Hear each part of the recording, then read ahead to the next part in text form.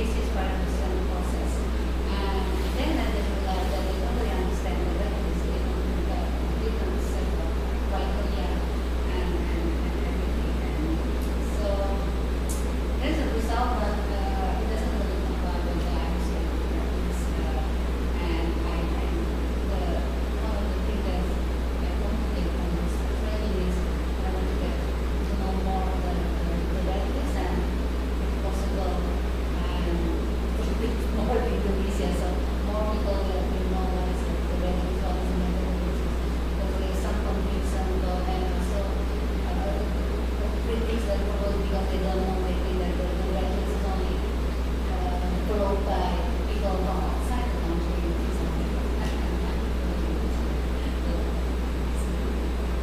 Well, I'm going to start this out. I don't matter, and don't really have time to travel. Except for holidays and like going to a conference, it was still a lot of it. But it's nice. Yeah, I did go into my interests. My interests are gardening and education gardening. I go into all the way to the flax part of the I guess just to follow on, because the work we prepare is a very basic sort of general introduction to this. When we did a big group together, everyone has a different sort of experience. Some people are grand, and then other people have more experience in large regional systems.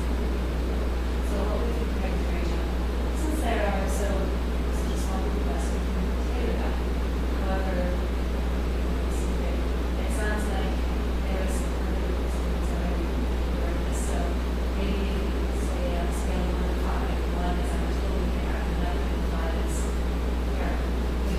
Doing this for the past 13 years, and I trained in and I'm an expert. Maybe where you might feel that you fall on that scale, so you know the issues are going to be.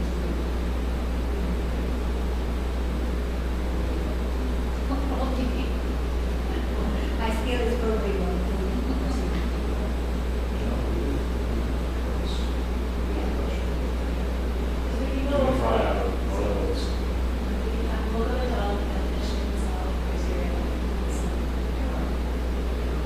Plus, I mean, I think it's a diverse group. We are small, but still it's like so questions and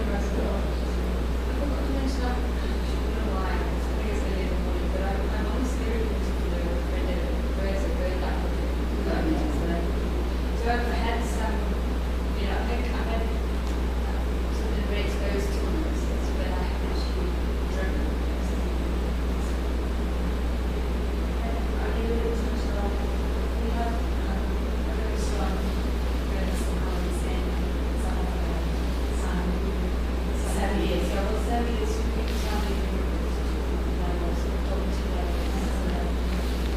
we do a lot of students who are engaged in There's one of those American markets also. Maybe your answer first.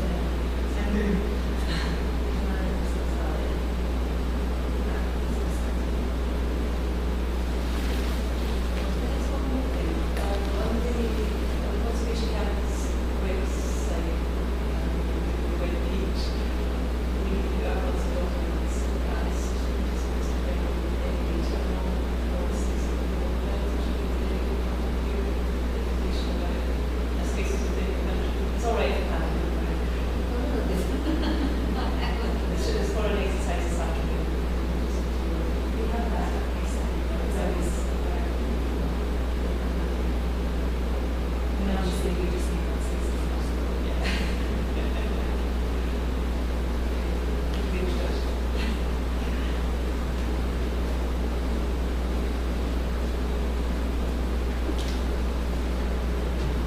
Okay, I will use the microphone because it's a bit echoey in here.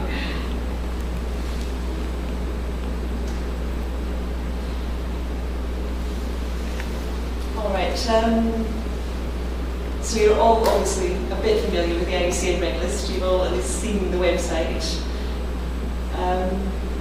But what is the IUCN Red List? Well, it is the world's most comprehensive information source for extinction risk of species. And the extinction risk part is the key to what the Red List actually is. That's the thing that we're focusing on. It's not just a list of names and categories and criteria, it's actually a whole compilation of information that backs up the conservation status of that species, primarily at the global level, but we can actually use the categories and criteria at regional levels, and we'll talk about that this afternoon. It's based on the best possible current scientific information we have available on the species concerned, and it's very widely used across the world to inform and influence biodiversity conservation, both at the international level, national levels and subnational levels. It's a very, very robust tool, and it seems to be increasing in importance over the years, which for me personally is actually quite scary since I'm helping to manage the thing. But it's a good scare.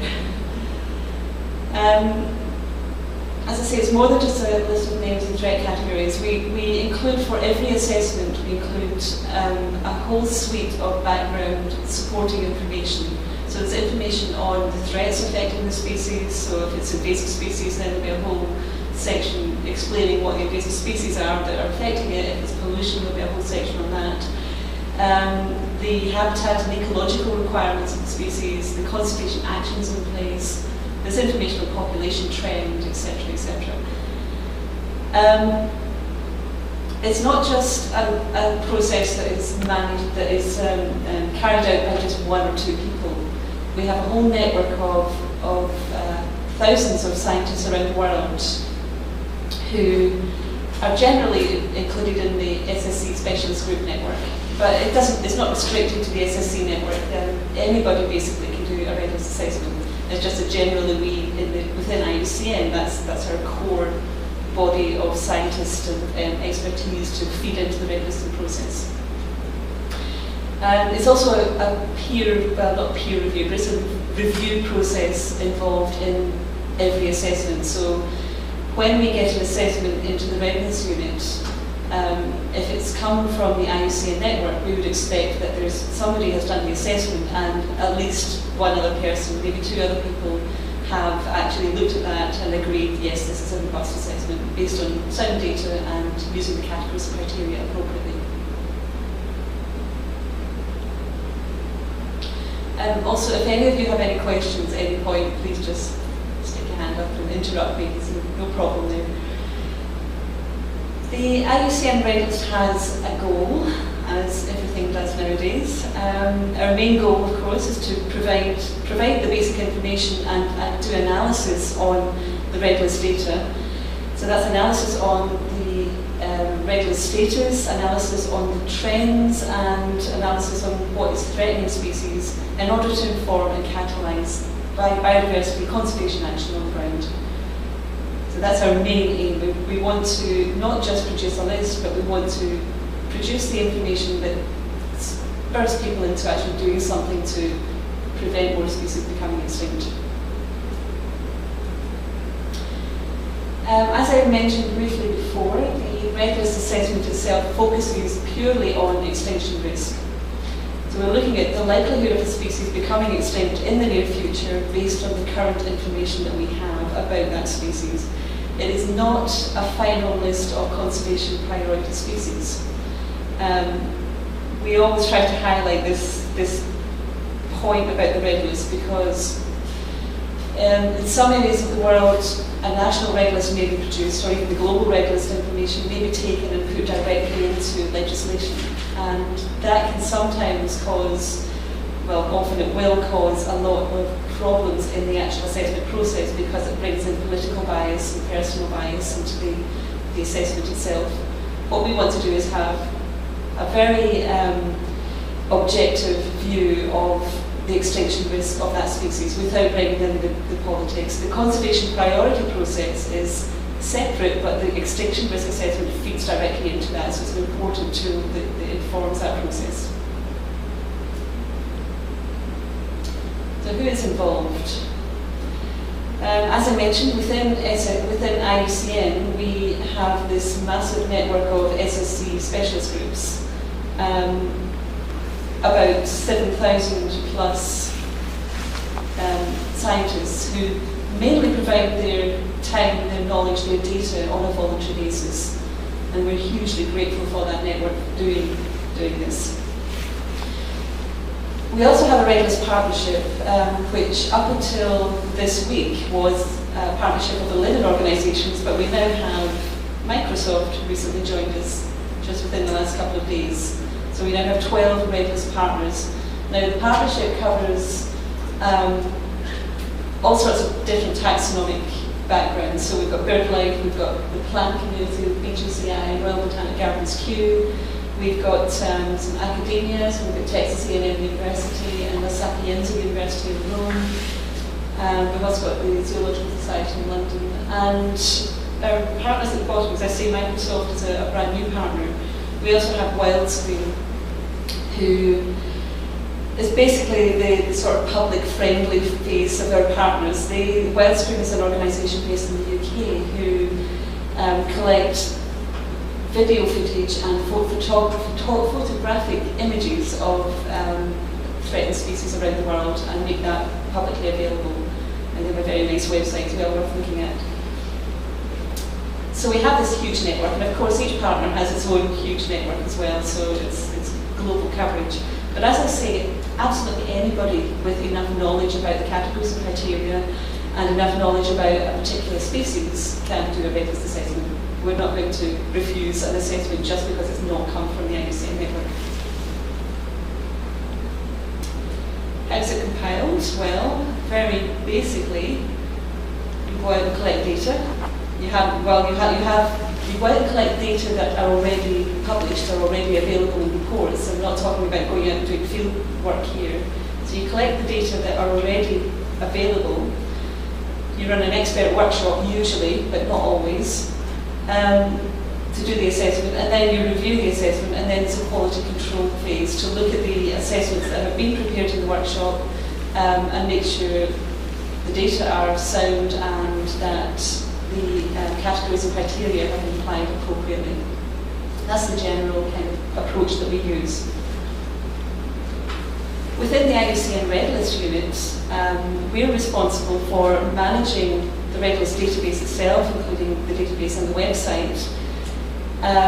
We're also responsible for reviewing assessments that are submitted to us. So we do like a final quality control check, just to try and identify any errors or misapplication of the criteria or inconsistencies in the data that may not have been picked up before in some of the earlier review processes. When you're doing a large assessment project, it can be really easy to miss little details, and the Regulus unit, we tend to be quite good at spotting these smaller details. We're also the point of contact for any inquiries about Regulus assessments appearing on the website and any petitions. We have a formal petition process in place. So if you do an assessment and it's published on the Regulus website, and perhaps 6 months later an expert from another part of that species range contacts us to say, we totally disagree with this assessment, these data have not been considered, we put that person in touch with you to discuss it. And if there is a real disagreement in the actual outcome of the assessment, it can actually go to a formal petitions process, and we have that process in place. So we've got a separate committee that deals with any petitions. So we do try to be as open and transparent and try to facilitate resolving any issues in the whole assessment process as much as possible. So we're also involved in developing tools and providing training, such as today. We run training and assessment workshops as well. We are developing all sorts of tools. I don't know if any of you went to the Regulus session last night, but we presented a whole suite of brand new tools to do with threat mapping, developing GIS tools. We're actually developing a new section to the website which makes it a bit more non-scientist user-friendly. So we're doing a lot of development work of that sort. We're also building up an IT infrastructure, and we provide technical advice on anything from creating GIS maps to inputting data into the database and finding your way around that. Other projects we're involved in include the Red List Index. Now, the Red List Index involves looking at the changing status of species over time.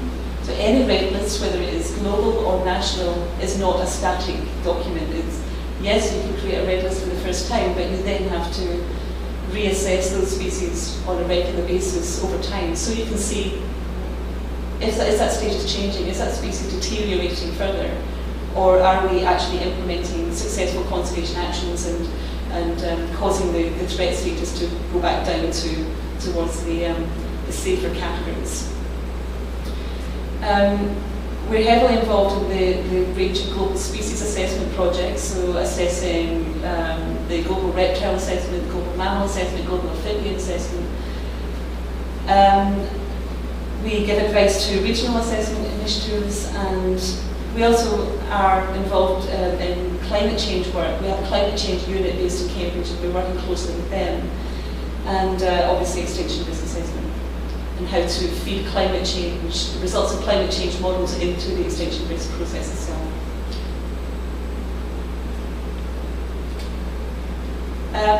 Why are we doing this? Well, because the Red List is used around the world. It's used to provide data that can be analysed and produce solid scientific grounds for implementing particular conservation initiatives to protect species. It's used for conservation planning and priority setting, so you can actually use, for example, spatial data to decide where to set your protected areas.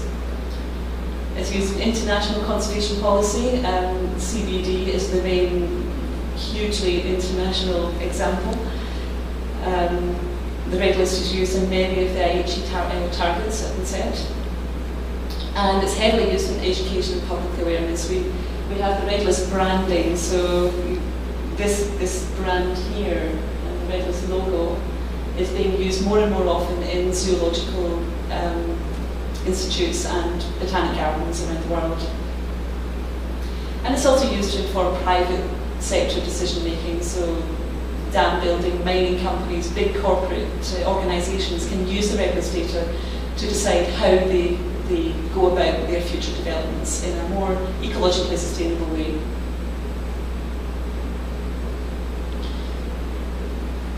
So that's a very brief introduction to the Red List and what we are about. Are there any questions at this point? Okay, I see a few other people have entered the room.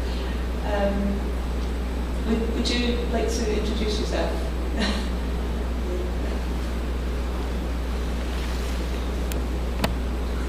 Hi, 안녕하세요. I'm Dong Kyung-soo, working in Korean Environmental Institute for some environmental planning and concerning policy. I support some projects about ecological assessment. Yeah, so I'm concerned about this session. It's good chance to me hearing about how you share the list. Thank you.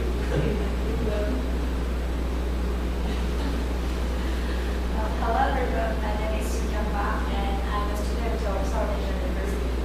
And actually I'm interested in INC Red List because I wrote a thesis, lectural thesis about evaluating conservation status of endemic plants in Korea.